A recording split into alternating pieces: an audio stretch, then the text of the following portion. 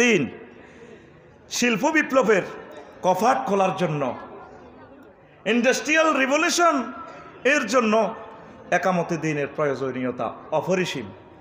আজকে দেখেন কি নৈরাজ্যকর পরিবেশ পৃথিবীতে। আপনি 1000 কোটি টাকা দিয়ে ইন্ডাস্ট্রি করলে, ব্যাংক লোন, গ্যাস বিল, বিদ্যুৎ বিল, লেবার বিল নিয়ে প্রতিদিন 10 কোটি টাকা আসতেছে।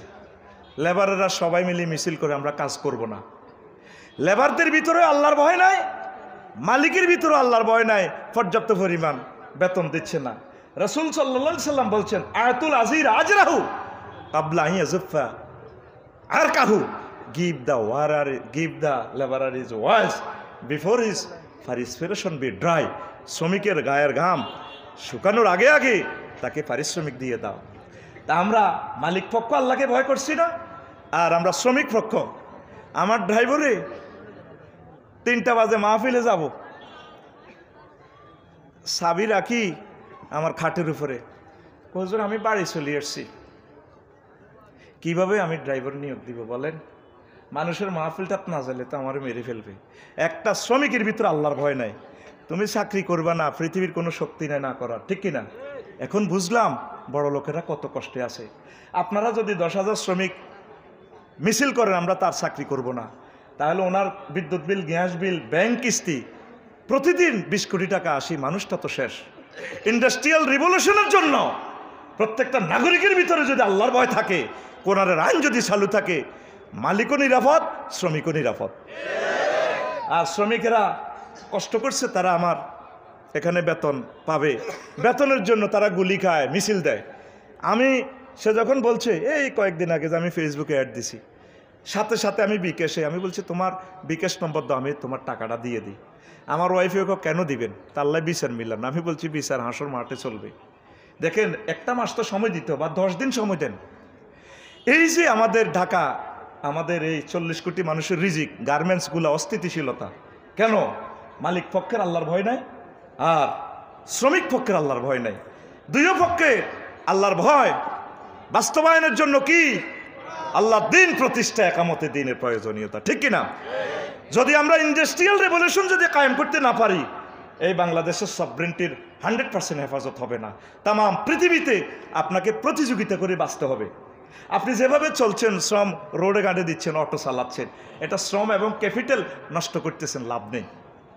তাহলে এই শিল্প বিপ্লবকে বেগবান করতে হলে রব্বানা আতিনা ফিদ দুনিয়া হাসানাতাও ওয়া ফিল আখিরাতি হাসানাতাও এর জন্য কি দরকার? আল্লাহর দ্বীন প্রতিষ্ঠা। আম্মা হাওয়া আলাইহিস সালাম গার্মেন্টস শিল্পের উদ্যোক্তা এবং লেবার, তিনি সুতা কাটতেন। আর আমার আব্বা আদম শফিউল্লাহ কৃষিমন্ত্রী, ছাগলটা গরু টরুলে হাল চাষ করত। দুর্গাপুর জমিনে বিলে ডগিতে হাল চাষ করে, গরুকে পাইতাম না।